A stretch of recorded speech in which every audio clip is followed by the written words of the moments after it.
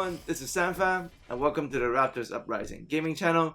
Today we're going to take a look on what settings you should be running to match the recent patches 2K has put into the game. So in this video, we're going to discuss both the offense and defensive settings, and I'll also leave the full settings setup at the end of the video, so you can go reference that later if you want. But let's begin by focusing on the defense.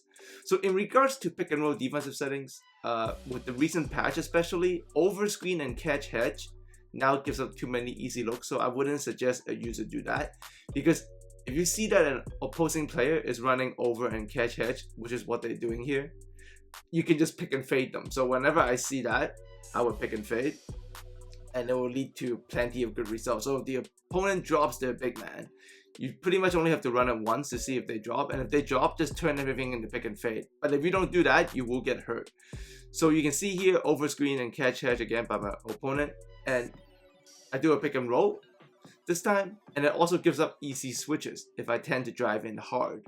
So either if you see the opponent drop their bag or they try to go over the screen, you can pick and pop, or you can pick and roll hard, drive at the hedge man, and just simply force the screen. This is also a very effective tactic, especially if you got a center that's good at post up, which I do here in the case of LaMarcus Aldridge. So I just force that switch and I score. So here's another instance. You can see my opponent, same thing, they're going over and catch hedge, so I just drive hard, hit the hedge man. I'm just trying to hit the guy, and then get that switch, and then use icon passing control to get it to my big and just post up. I've also tested not doing this against catch hedge, and it doesn't work that well. So what you want to do to combat against that is you want to use an all switch defense. So you can see me here, the on-ball screen setting is set to switch, and the on-ball screen setting for center is also set to switch. And this is much better than the switches you saw earlier, because with these settings, I'm going to show you how you can preemptively switch instead of, reacting or switching out of being desperate.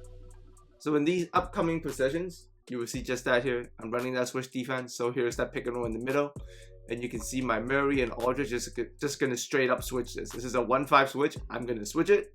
And then because the shot clock is low anyways, it's going to benefit me.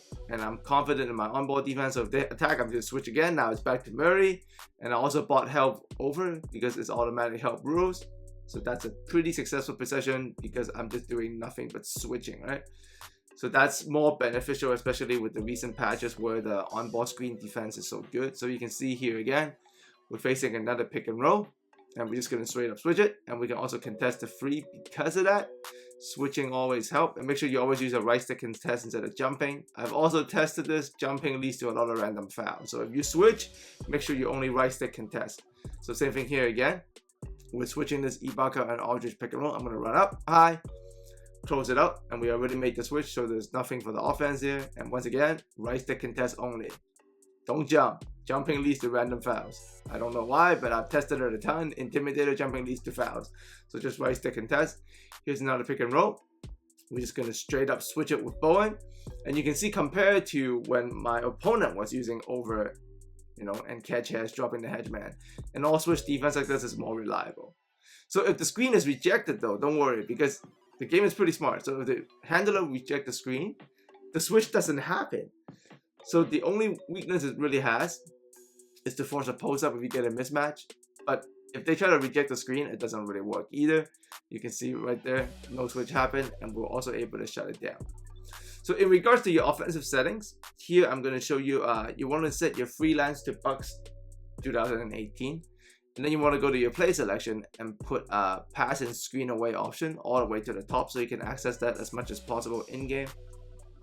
So honestly, this spacing is important for offense because 5 out or 4 out 1 in spread spacing matters.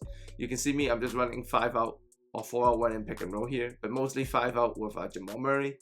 And you can see I have a lot of success, especially online. Now granted though, I've also tested this. If you're running a 5 out offense, use a handler you're very familiar with and can also dunk fast or has dribble moves you like to execute. Like I'm pretty effective with Jamal Murray, so you can see me have a lot of success here. But I've also tried, switching this around, and just if I get like a new card, like recently I got a Colin Sexton, and I try to put him in his offense online, and he is not as great as Jamal Murray, even though he's a better player. So if you are running a 5 out offense, like I am here using these offensive settings. Make sure you have picked a handler that you are very effective with, because if you pick the wrong guy, you will not see the same kind of efficiency. So get good or get comfortable with one player that you really like. For me, it's Jamal Murray, and then put him in the 5-out. If it's a player you're not very good with and you try to run 5-out, it won't be that great. Actually, it will be kind of disastrous. So make sure you focus on that. And here you can see I'm in the Bucks freelance. I'm calling the passing screen away. I get the spacing I like, and I just trigger the blow-bys.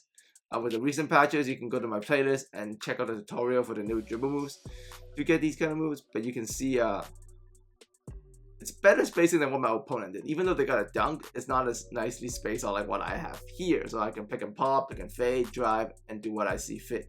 And if they drop the hedge, always pick and pop first. Don't force a pick and roll if they drop a hedge. Not gonna work out for you that way at all. Alright, so you can see pretty good stops, pretty good offense. So here are the full settings as I promised. So if you want to see the details of everything, you can just use this part of the video as a reference for both the offense and the defense. So if you got any questions, leave it in the comment section. As always, thanks for coming by, and I look forward to speaking to you guys again very soon.